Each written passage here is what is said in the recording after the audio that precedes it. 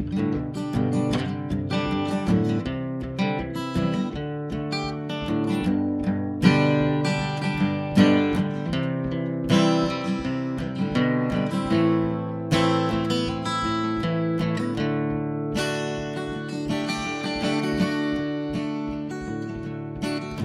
do you do when you're going insane? Do you claw at the wall? Or do you just walk in the rain? What do you do when all that you want is some spare change, just to ease your pain? What do you do when life gets strange? Do you pile it all up? Or do you just douse it in flames? What do you say? What will you say? Will you say no, I won't give it up? No, I won't give it up. What do you do, knock down on your feet? Do you get up, boy, or are you beat? What do you do when the people you meet, well, they just look at you, smile, and then they just take your seat? What do you do when there ain't no heat and it gets as cold as a February street? What will you say? What will you say? Do you say, no, I won't give it up? No, I won't give it up. No, I won't give it up. No, I won't give it up.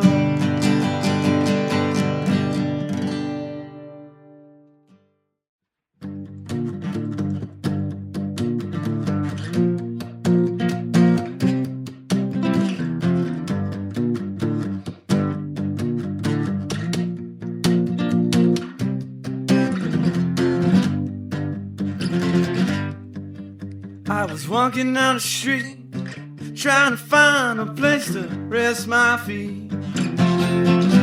Well, I turned around the corner. What do you think I see? I see your face looking up straight at me. So I turned to the right, across the red light. There's an agent phone booth I'm hiding in. I stuffed my face in the digit book, and ain't my luck, I see your number in the first row. So I call you, I can't escape you. Your mean looks, your mean looks, your mean looks, your mean looks.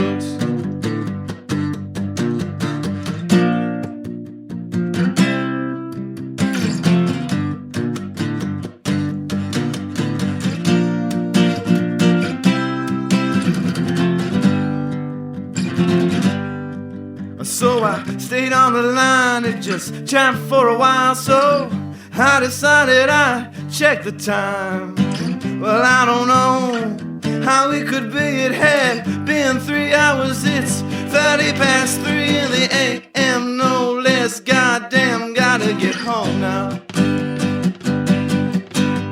And as I walk your dead streets, I get the urge to bow hard down to the cross, but it's upside down, hanging plain across his chest as he says in his chest, yeah, you call me, you can't escape me.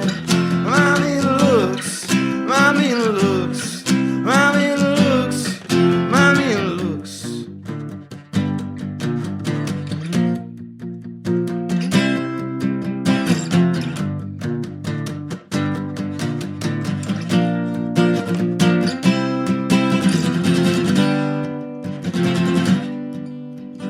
What you see is what you get. What you learn, you must forget. Now ain't time for your regrets. Now ain't time for your regrets. For the clock is set and the race has begun. You better take your wife and your kids and your money and run. Run away, far away from my looks, my mean looks, my mean looks, my mean looks, my mean looks, my mean looks, my mean looks. Hi, everybody. Welcome to All Worn Out. It's a podcast about music. It's a podcast about what you're passionate about, and it's a podcast about what our guests are passionate about. We're squeezed in here, but we're so lucky. We're so excited. We have the very amazing, the very cool, the very rock, the chic, the amazing, I already said that. Okay, Turning Lights, the Turning Lights are here today. And today we have with us Nathaniel, Howdy. Phil, and Phil. Yeah. I have my notes here. I should use those. But basically, Nathaniel, you reached out and you're the bassist in the band. And Phil, obviously, you just did 2 wonderful performances for us. Thank you so much. And that was really cool that you played like full band. Like everyone, you can go hear those songs in their full arrangements, right? Like recently released. And so, how do I pronounce Nathaniel's last name? Oh, that's Waugh. Waugh?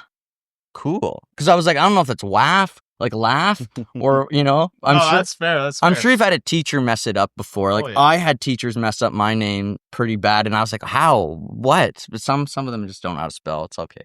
And then, Phil, what about your last name? McLaughlin. McLaughlin? Yeah, you got it. Cool. McLaughlin. Okay, well, I didn't find that. That's why I have to ask that one. I could find your first names, but not your last names. Yeah, we like to keep it that way. Yeah, No. keep everything. Don't want the girls running through the house in the middle of the night, Watch out. overrunning things, you know? Happens all the time. Yeah, exactly, right? When you're a rock star, that's just the way it goes. And I mean, yeah, so I was digging into your music and I was listening to Side A, which is your debut EP released October 15th. Yeah. October Sounds 15th. correct. Yep. Yeah. And it You was, should know. hey, well, I just generally, you know, and Side A was great. And I really enjoyed the 5 tracks on it. And it has a real synchronized groove and feel. Like it does feel like a band and like an album and like it's been thought out and all that stuff. Sometimes you listen to an album, right? And it's like, I don't know. They were playing like 6 genres and I'm not sure which one they fit into. But Right. I don't get that with you guys at all. I thought it's a nice package. The vocals are interesting, good, cool. So I just want to talk about the songs a little bit with you guys. So you did give it up there for us, Mhm. I think. And is that like one of your heavy hitters off the album? Well, it's a song that live we really like to do. Yeah. Mostly because it's such a simple song. Right. It's like 3 chords pretty much, right? So it's always nice to start off a show with a simple song. And I feel like it's got a pretty good chorus, right? Mm-hmm. So yeah. It's that type of song, you know. Jupiter, I like that chorus, and I like the groove in Jupiter. And I thought, yeah, that one caught my attention. You also performed Local Morgue tonight, I think. That's it's a depressing song, but no, it's good, catchy, man. And like, what was the process for you guys writing them? Do you guys write the song, bring it into the jam space, go, I got a song? Or do you guys like go, I got a riff, and then you build off of it? Well, a lot of these songs are songs that were written a long time ago. Okay. Because we were in a band, different lineup before this. We had like 2 different drummers and like 2 different guitarists, right? Mm-hmm. So these are pretty old songs, and there's a lot of these songs that I just came up with like a bare bones structure, Mm-hmm. chords and such, and lyrics, and just brought it to the band, and we expanded on it. You know, added some cool rhythm sections, some cool fills and stuff like that. So, yeah, it's like an interesting process. You know, it's not necessarily one thing all the time, right? All right. Well, then here comes the hard-hitting Barbara Walters question for you, Phil. Do you share the songs with the band, or are you the key writer? I'd say mostly, yeah. For the structure and stuff, and the lyrics. It matters if you guys get famous. It matters if you have a song that even goes on the radio. Like all that stuff. That's where those discussions in the early phase of the band, they pay off dividends, where you get to figure out how that all breaks down and how that works Well, out? I've always been straight down the middle, 25%. Oh, that's if not we're that, for it, because right on. if we do get on the radio, Yeah, it's because of all of us, not just Yeah. one person, right? that's So- the way I do it as well. Personally, it's like we'll have members we split it evenly, and then we also give a percentage to our producer. So like, Oh, of course. Yeah. not a full percentage, but you don't deserve it, you bastard. But he gets what he gets, and he deserves it.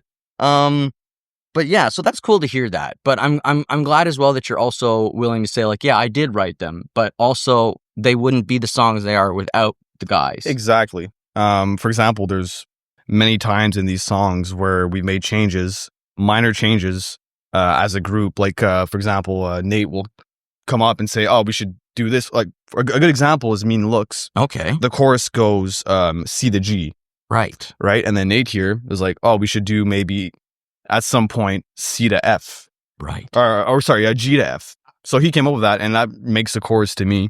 So I have to cut you off there. I didn't come up with that. Uh-oh. Oh, you did? Who No, did? It was Bav. Okay. Other guitarist. Oh, really? He was doing the lick, Okay. and then because on the EP, it's we had our old guitarist come in and he did some like session work. And now we have a new guitarist, Bav, who's incredible. And we were playing through Mean Looks, and he was doing this lick. And for the longest time, something felt like just a little off. Right. We realized that it made more sense to go to G to F after G to C a few Right. iterations. So that helped clean up the song. But I can't take credit for that one. Where did you guys record? Apartment 2 with Topon. Okay. Great sound engineer. Yeah, I wasn't going to say his name before you did because I don't want to mess it up. But Topon Das or Das? Das, I guess. I'm not. I think it's Das. Das, cool. I'm not Topon too Das. sure, That's actually. cool, man. I'm sorry if I messed that up, but that's very cool. And But he's great. It was a real pleasure working with that guy. awesome. Yeah. You guys had a good experience. That's Oh, what for sure. matters. And you learned, you feel you grew, those types yeah. of things. for like sure, yeah. that's really what matters out of it. And be proud of the songs, right? Like you want to be proud of them in a long time from now. Oh, for so sure. that's the good stuff. And how was that recording process? Was he taking on like an engineer role? Was he a producer? Was he kind of in between? How was that? Same kind of in between. Mm-hmm. For sure.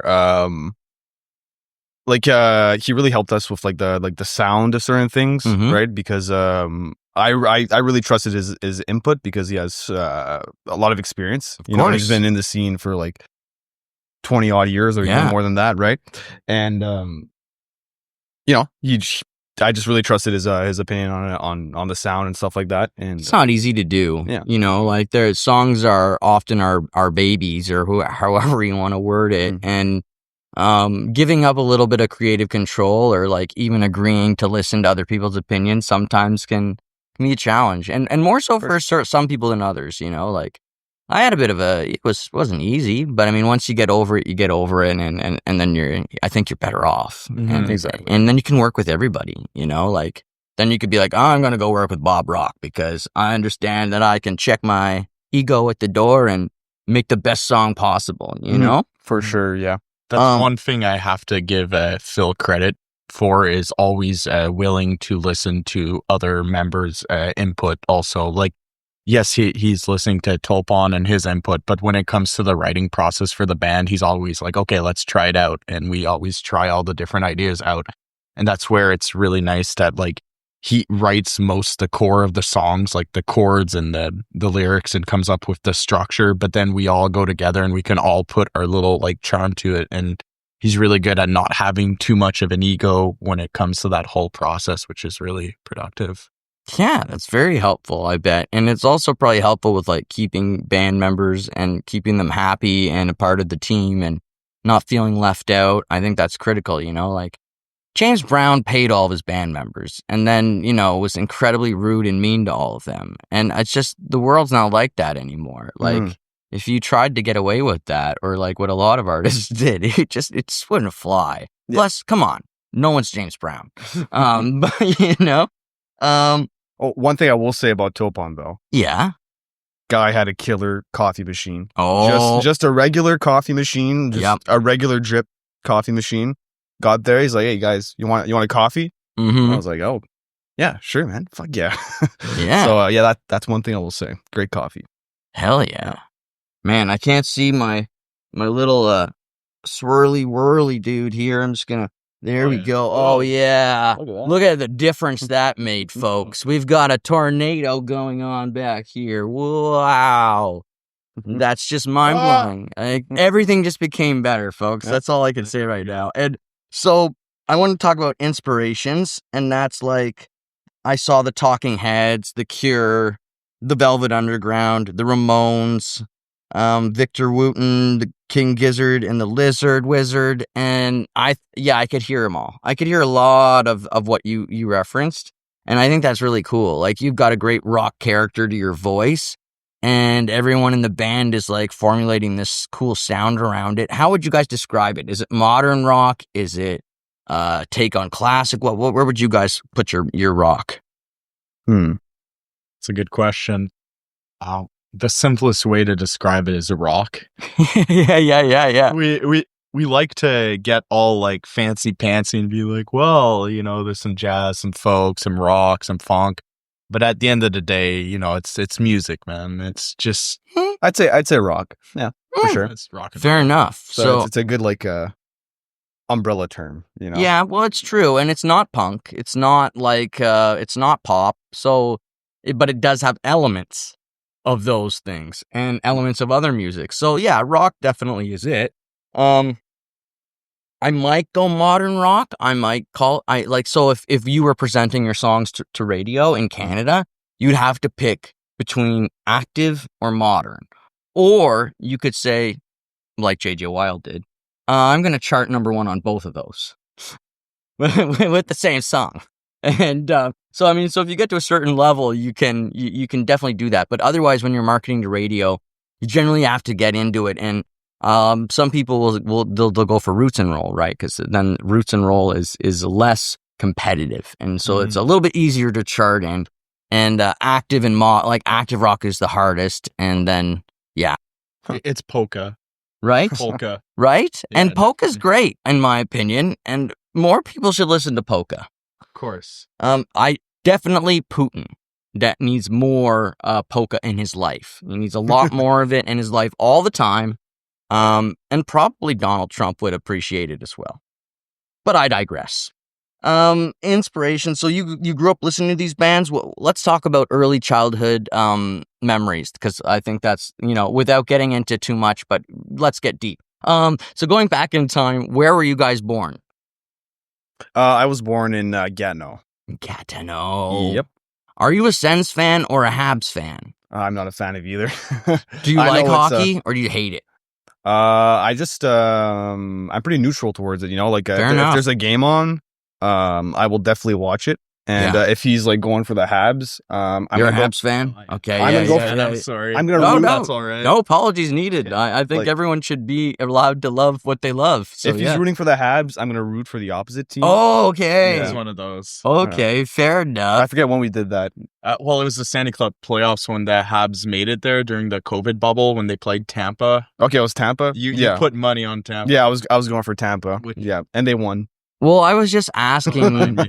I was just asking because, I've had band members in the past who were like, they cheer for the Sens, but then they're like, oh no, now I'm a Habs fan. Like when it comes down to it, because I was in band with 4 French guys, and for a while, we're not anymore. Now we're the opposite. Now shit changes, life moves, and it's a weird thing. But at one point, it was quite French. It's quite Français, Oui. except for me.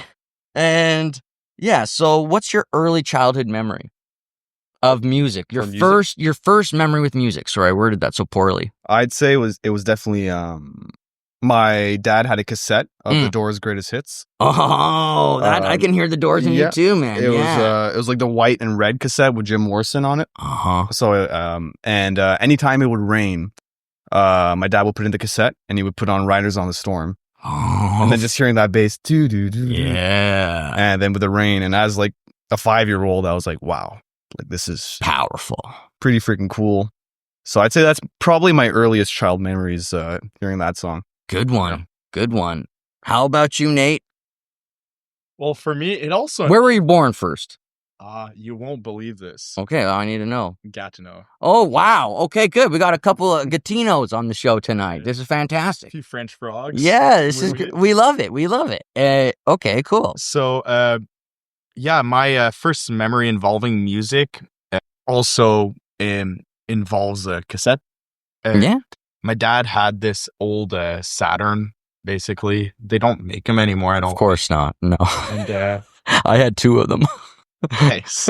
Yeah. And he had this White Snake cassette. Oh. Yeah. Oh, that cassette.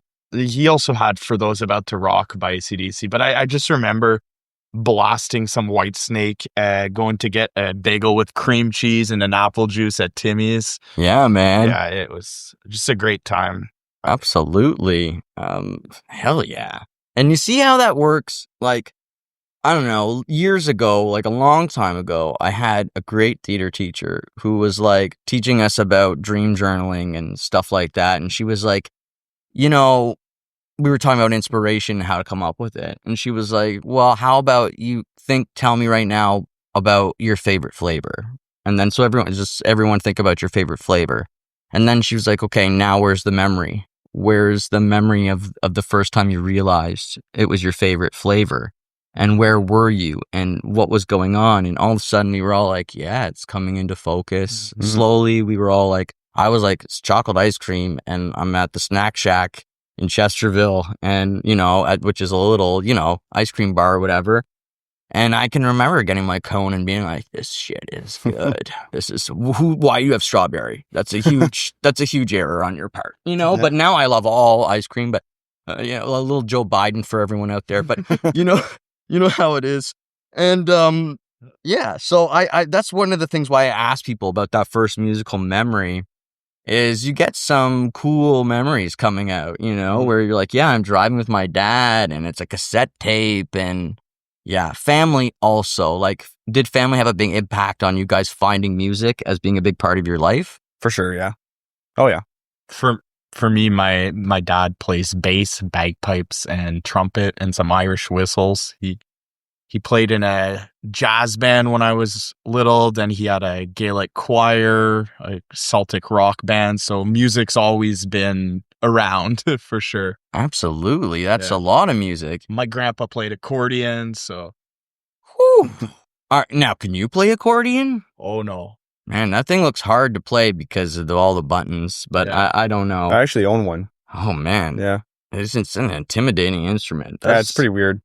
Like the only other instrument I'll say, like, which I'd be even more intimidated by was like, can't even remember what it's called, but it's one of the Indian guitars, which like lays flat. A sitar? Yeah. And one time when we were at our producers, like he had one of the best players Oh, really? around in there, and he was like recording him just for like an experiment's sake. Cause he's like, he's here, so I'm recording him.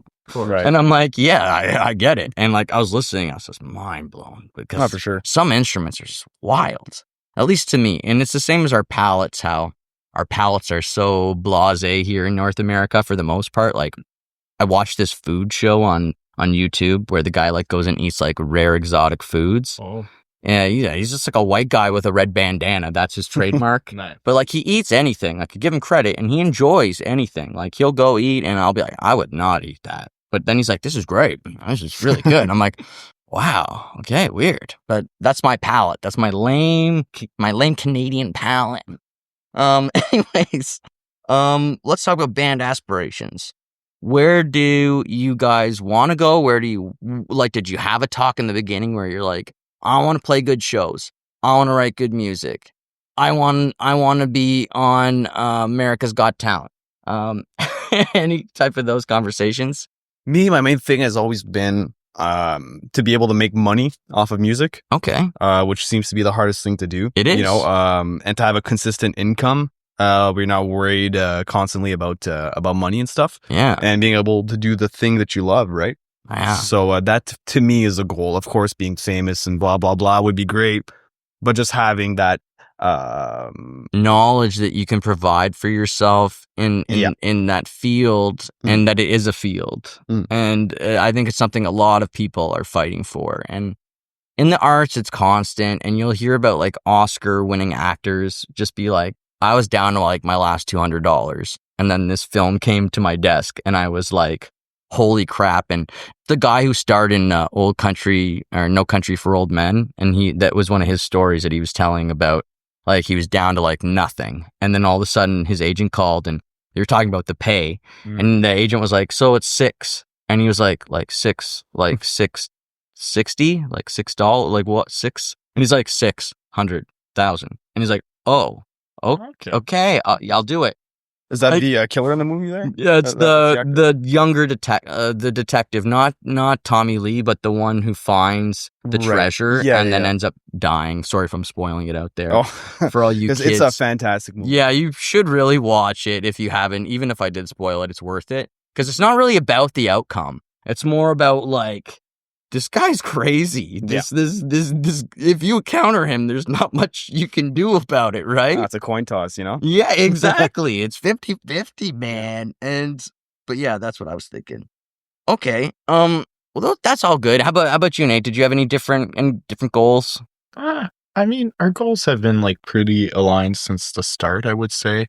It's obviously part of me, like I can remember when I was in like grade school, I was a bit socially awkward, just sort of a loner in the yard.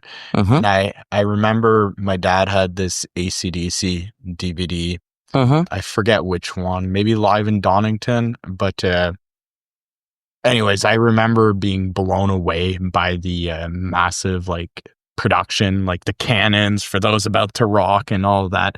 And I remember just picturing myself on like a big stage, and that's, you know, as I grow older, I'm not sure how much I want that necessarily, that experience. But at the end of the day, it would be nice I love playing music. I'm going to play it my whole life, regardless if there's money or not, of course. But it would be nice to be able to make a living off it. I think that's, you know, a really good thing in life if you're able to take the thing that passionates you.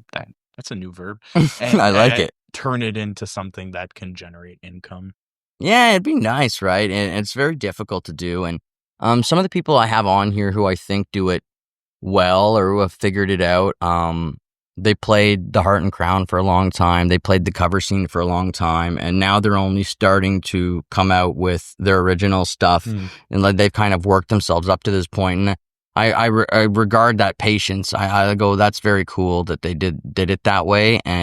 But there's so many, everyone has their own journey in music. There is no right path, and there is no school program that's going to necessarily score you the job you want in music. And the stage and the dream of the stage is what comes with it. It's all sacrifice. When people talk about meeting the devil at the fork in the road and making a sacrifice to get where you want to go in music, it's very real, and it happens to all musicians all the time. And it's basically us making that choice again of, I'm going to sacrifice this part of my life, or I'm going to sacrifice this experience so that I can have this experience. Like how big can I make that crowd get? How big of an impact can I make with my album? And it always requires sacrifice to move ahead. And I've never seen it any other way, except for people who have, there is no other way. So because what I'll tell you, what I was going to say is you could have like a record label and they're paying for things, this and that, but I'll tell you what, you sign on a line and you sacrifice something. You gave up more than a few things for sure to get that. And so, it's very difficult to move ahead in music. And then the other thing about it is like momentum. When you gain it with a song or with a project, it's fantastic. It's a really cool experience. But when you lose it, you can't get it back. You have to start from like square zero again. So even like a remix, for example, like my example would be you have a hit song, it runs its course, then it comes back around in music. Well, it can be brought back, but it has to be remixed. It has to be represented and repackaged and rehyped all over again. And so, once as a band, do you find it difficult to get everyone rowing the same way in the canoe? Or are you guys lucky that everyone's pretty committed and you're lucky that way? Like right now we have a really solid lineup. We're all really into practice and to sounding as good as we can and putting on as good of a show as we possibly can. And I feel like we're all pretty aligned on that vision, you know, and eventually to release some new music, that would be the best, really, you know. Yeah. The lineup right now is pretty great. We have who's studying music at Carleton Music. Nice. Fantastic drummer. I want to say like a child prodigy. So he's 21 now, I think. But I mean, he's shown us clips from when he was a kid. He's been playing since he's tiny, and it's like stuff I couldn't play, you know, dream of playing. It's like he's great, right? Because like we don't play drums, yeah, me and you. So like when we're like, oh, can you just try this? Can you do like a da da da da da? And he's like, yeah, I'll try it. And then he does it, right? Yeah. He's like superhuman almost, you know? Yeah. Yeah, great. I get it. And he's a beat keeper. Oh, yeah. And then we have Bav, who's just a freaking rock star, to put it bluntly. Bav and Ohm, those are cool rock names. Oh, yeah. Nice. Because I saw it said on your profile, it said you guys have different countries. You come from different countries. So you guys are from Gatineau. Are the other band members from other places? Mm-hmm. No, the bio's lying. No, I'm kidding. Good. Ohm's here studying. He's from India. Yeah, okay, cool. I believe it's Dehradun. He's from like the north in the mountains. Awesome. And then Bav lived in India for quite a good chunk of his life, but he's originally from Nepal.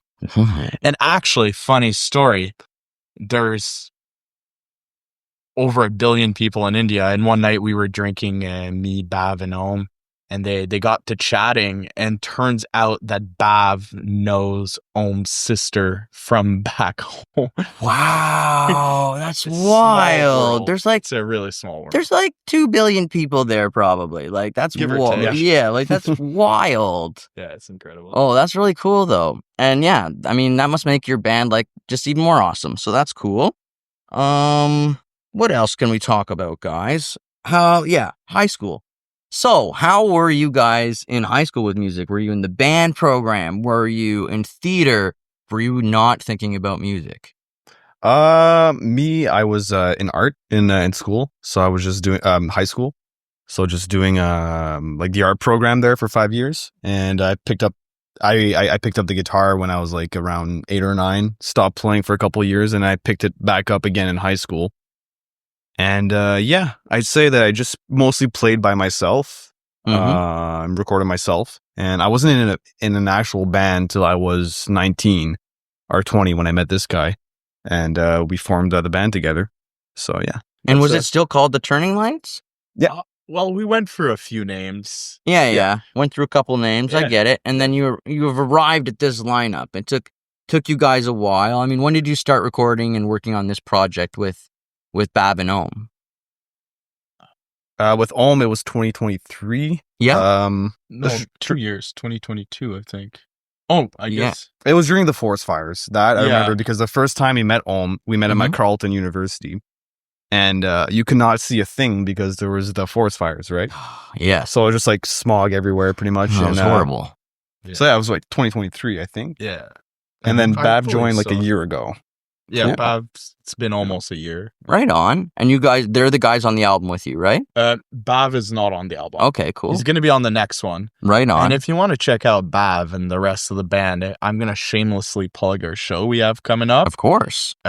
We're playing the Rainbow next Friday, February 21st. Mm-hmm. Super Kyle's organizing a show there. There's going to be the Veritones, Rude Mood, and Runaway Kid. So we're really excited about that. We're going to be playing a nice set there.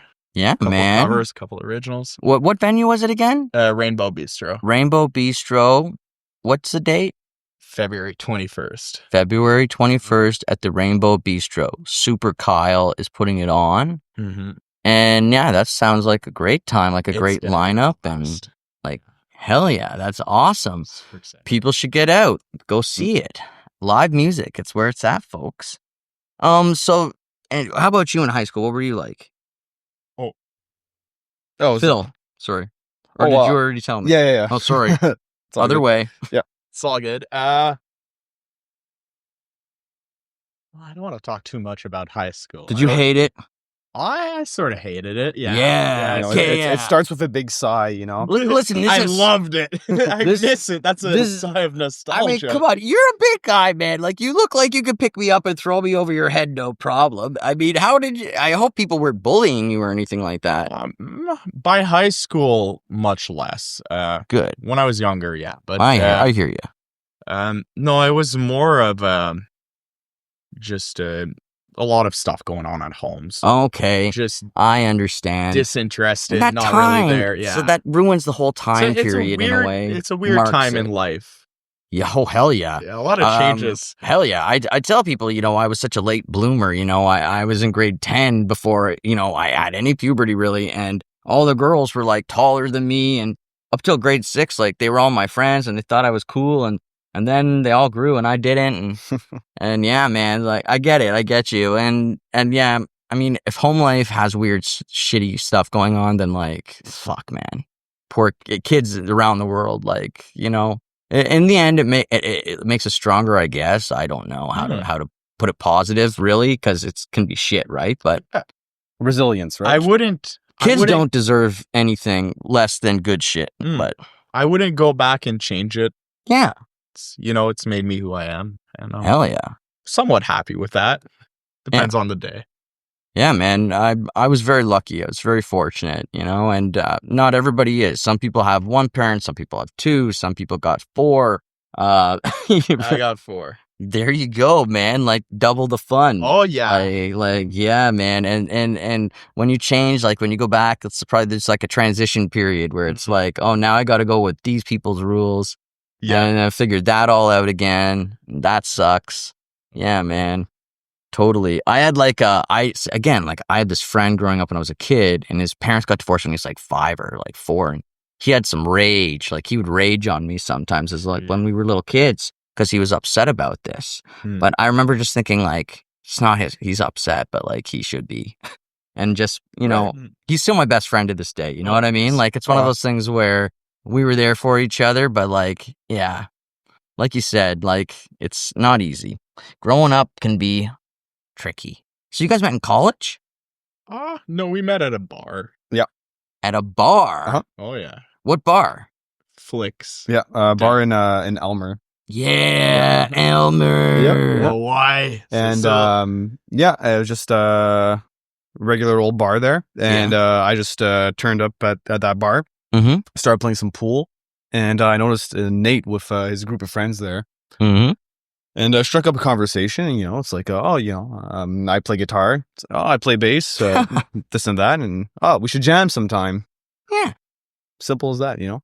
Hey man, when it works, it works. And then you get into the jam space and you start to figure out if it's really going to work or not. I mean, Yeah. Well, at first, it was like a bit like wobbly, you know? We weren't sure if it was going to work out or not. of course. Yeah, I mean, we had the same thing where it's you kind of wobble and find it. And it's like my note about Elmer is like Elmer shows is I remember doing one and there was this guy at the back of the room with spoons just going hard on his knees during the whole set. And then this one girl, she was hammered. She came up afterwards. She's like, I want to use your drum kit. Can I try your drum kit?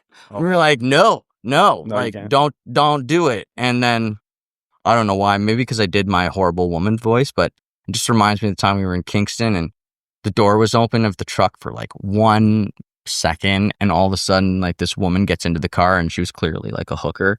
And she was like, you guys are going to take me somewhere fun. And we're like, we're loading our truck up and we're returning to our homes. And no, you can't come with us, you know? And you sure? Like, I could come with you guys. Oh, wow. I'm like, no.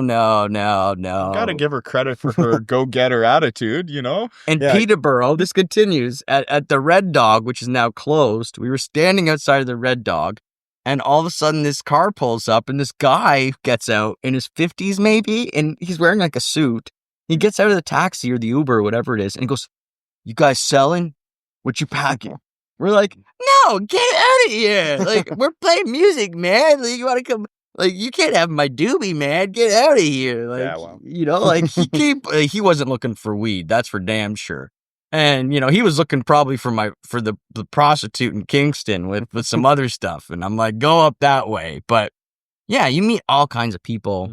Yeah, you always get those stories on when you're playing shows and stuff. And Oh you yeah, always get like so many stories. you got to be It's like part of it. so laissez-faire when you're in show mode, I find, and just let a lot happen and have fun and kind of say yes even if you don't mean it sometimes. For example, like Canadian Music Week, there was this elderly couple there and they were jamming the hell out. And when I say elderly, like I mean like white-haired, both of them, and the guy had a long beard, and they were rocking out. And afterwards they came up to me and they were like, you got to come play our festival. You got to come play our festival that we put on at our house. But like, the only thing is that like for whatever the fee is, like you got to be down with coming outside and like 2:33 in the morning and just like play guitar and sing with us around the fire.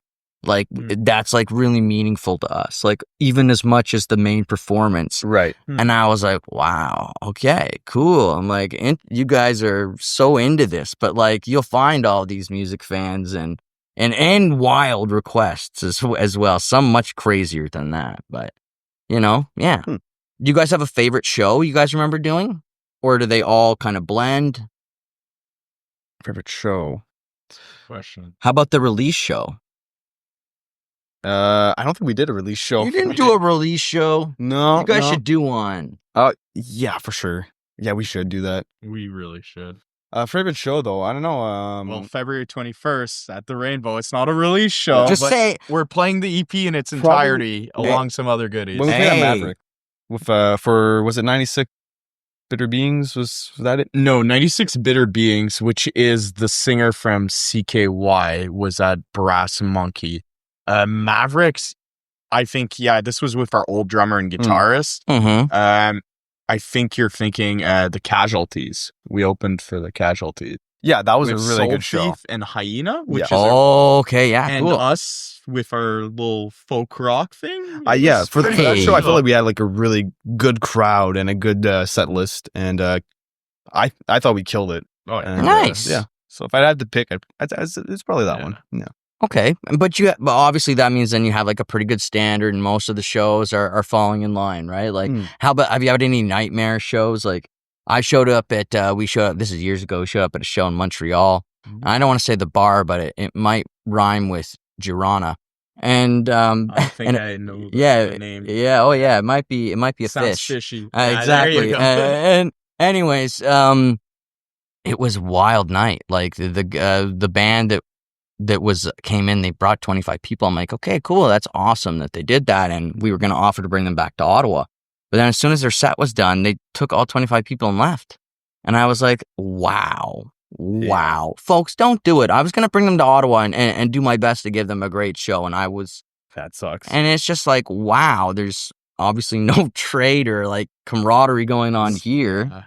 It can be hard to get people to say, though. It's Oh, one yeah. thing if it's fans and they're music enthusiasts, but sometimes, especially early on, you have early family on, members, friends, and it's hard. First few shows, for sure, when you got aunts and uncles and Yeah, cousins showing up, I totally agree. It's like, you can't really ask much more of them because you see them all in and they come out and it's a big deal, and I get it. I think, I think the worst show we had, I don't want to say with who, but there's a show in question. The show was fine. There's just a band in from out of town. I'm going to try to keep it as vague as possible. Yeah, Not vaguer throw than any- Girona. Okay. Not throw anyone enough. under the bus. Yeah. These people were a bit on the older side, which is fine. Yep. But, and they weren't the greatest, which is also fine. But they were going around making all our women friend uncomfortable. Okay, well, that's the worst. That's such really an uncomfortable Yeah. night. Yeah. That's really the worst experience that one of the worst that you can encounter, and it happens more frequently than you would think. I can remember two heavy-hitting bands in Ottawa. Two of them, one of them is still around, the other one is not, and they went head-to-head over what I believe was a dildo box of donations, and and one group got offended. Someone in the group got offended by somebody in this group said something about the dildo to someone else. That's my girlfriend. Oh, And now you've got mayhem. And so I understand you can have situations where you've got rude people or people who are drunk. That's the other thing that can happen is you can get like you said, they were older. Sometimes some older dudes think that they handle their liquor much better than they really do. And all of a sudden they become pigs. And it's like, oh crap. Well, that sucks. And young dudes too. We're all the same. Fuck my genericisms and whatever I do there, folks. But just my ramblings. Yeah. You know? Yeah. My dad would say that's ageist. Right? Exactly. Yeah. Oh yeah, but totally. He's old, so who he doesn't know shit. I'm old too. That's the problem is I'm now approaching the old. I am old now. So, we'll talk about it later. Okay. Sounds good. I don't want to put you on the spot. Listen, here. I'm 29 for life, but let's just put it this way. I'm not really 29. I'm 29 for life though. And basically I would just say like Ninja Turtles were my favorite thing in the world. I loved, if you want to age me, then that's one way you could age me is Ninja Turtles. And New Kids on the Block. I had some rad New Kids on the Block pants, when I went to public school there. And I was like, yeah, I'm so cool in kindergarten. And step by step. And I'm going to get copywritten for that. Watch. Uh-oh. It's wild. If you registered your songs through like DistroKid, which I know you did. Yeah. We're probably going to get a strike on the channel because you played your songs tonight. It's really wild. Like, it's nothing you can do about it either. Like, if it did, you'll get the option maybe to, like, release the claim or hold on to it. Right. But YouTube is, like, super strict that way. Like, sometimes, it happens. Sometimes it doesn't. But, like, I learn all the time with this thing. Like, I'm like, well, why? It's his song. He wrote it. What do you mean? Another person did the song, and I got it copyright flagged for, like, Tuesday's Gone with the Wind or something. And I was like, that's not the song. Oh, really? He didn't play that song. And it's just like, it's picking up on like 3 or 4 notes, key notes that it's going, oh, those are like, so we're going to protect it. But it wasn't even that song at all. It's nothing. So yeah, YouTube's silly. So how was college for you guys? What were you guys studying? I didn't go to college. So I just finished high school and Cool. didn't go to college. Right on. Just been working ever since. So Cool. Yeah. Working man. Yeah. Come to working man. Yeah. How about you? Do what I can. So I dropped out of high school when I was younger, went back to adult ed, tried it like 2-3 times, like really, and then finally decided to kick myself in the ass and get it done. Got my high school done. I went to, I got a job doing HVAC for a bit. So then I ended up almost a year working in the trades, got my gas license, the lowest one there. It's a G3. It's like reversed of the driving license. I'm sorry, man. I'm trying to get I'm it. super like ADHD. Yeah. Whoa, Yeah. squirrel. Oh, I ruined it. Sorry, everybody. It's all good. Yeah. I was trying to just make a quick adjustment and I ended up ruining my life, While you're talking too, right? Yeah, it's all good. There we go. Perfect. And then I ended up just recently, actually in January, I'm studying theology, or the name is Faith, Justice, and Ethics at St. Paul University. Congratulations, first of all, on kicking yourself in the butt and doing high school. And that's not easy to like go back and do that. It's so worth it. Yeah, congratulations. Thank you. I think that's really, really good on you. And also then going to university, that's really cool. And are you a spiritual person? I'm religious, and I know that gets a bad rap. I have no hate for whatever you believe. I feel like I have to make that disclosure, but yeah, I'm Christian Catholic. Cool.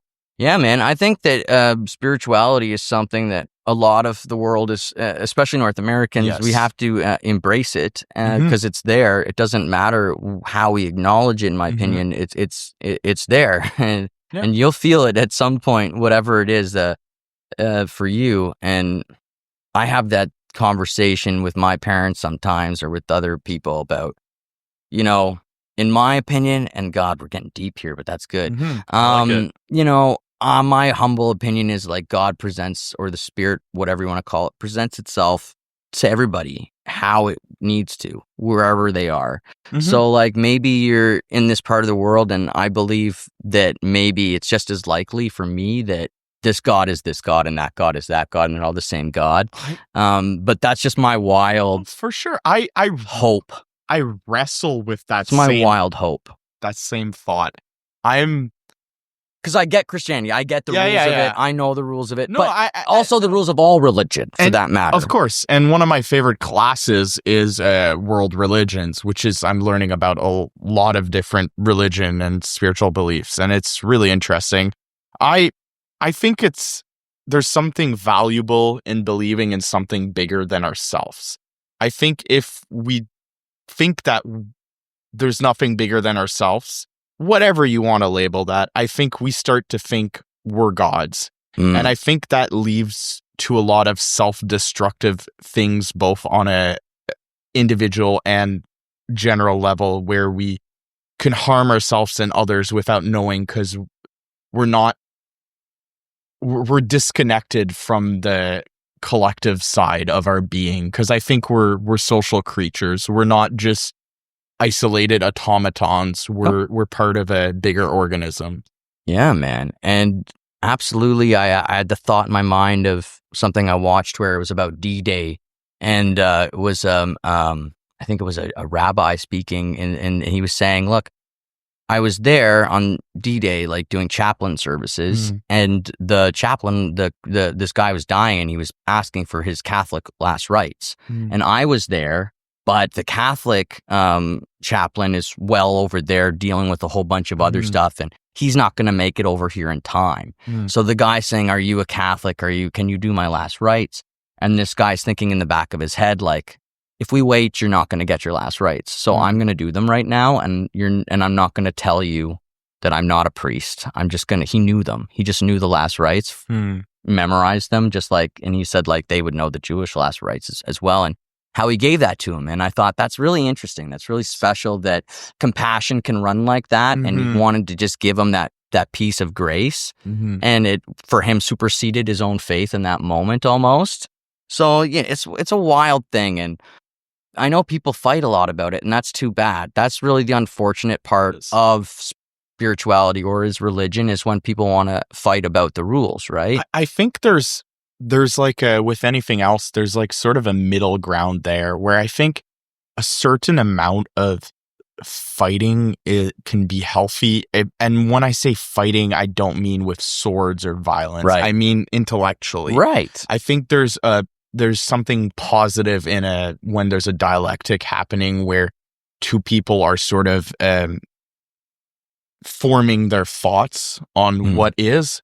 But when that leads to dehumanizing someone, then I think that's a problem. Because at the end of the day, I think we all have something sacred in us. Oh, and that's what I would agree with. That's absolutely. And I mean, Phil, let me ask you this, just jokingly. I mean, do you ever feel judged by this man? Oh, all the time. You do something, you're like, he's not approving of what It's I'm the doing worst. right now. Just And all the time looking over my shoulder.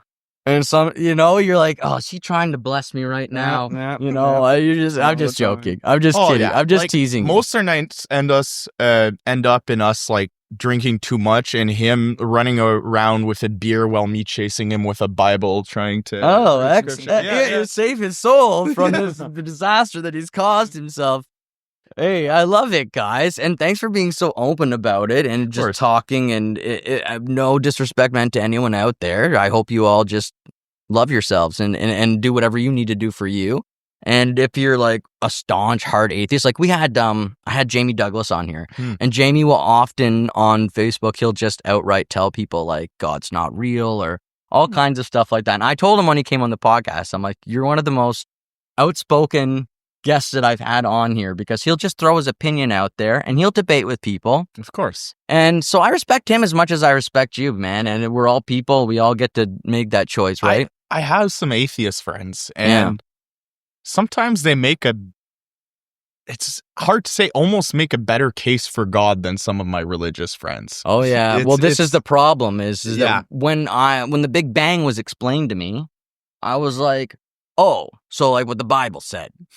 right? Because It I was remember a Catholic watching- priest who came up with the Big Bang Theory, Georges Lemaire. okay, I well think. there you go. That's Yeah. why. But it's like, it's like in VeggieTales. I don't know if you ever watched VeggieTales. Oh, it was part of my. There you go. Part of mine freaking too. Cucumber and tomato. Let me tell. That's right, man. And I mean, those guys, they said it best. They said, when God created the world, he just went, and it was there. and I'm like, that's pretty much it, man. Like, that's a Big Bang Theory wrapped up right there, But I digress. And I wish you guys the best with your music. I think you're doing great things. You're having fun. You're being respectful to one another and like enjoying the ride. So I think that's the most important thing. Sure. And yeah, you're being humble. I think that's awesome. Thank you. Everyone get out there and like check out the Turning Lights side A. It's their debut EP and I really enjoyed it. I think you will too. I hope you really liked the first 2 songs at the start. I thought they were awesome performances. Very well done, Phil. Thank you. Apartment 2, these guys gave a shout out to Topon Das, and that's really cool. Fantastic work. And yeah, Fair rates. yeah, nice. Yeah. Nice. And big shout out to Ohm and Bav. Heck yeah. Yeah. Thank you so much, guys. Thank you. And thank you out there. We're going to see y'all again next time on All Worn Out. Bye, everybody.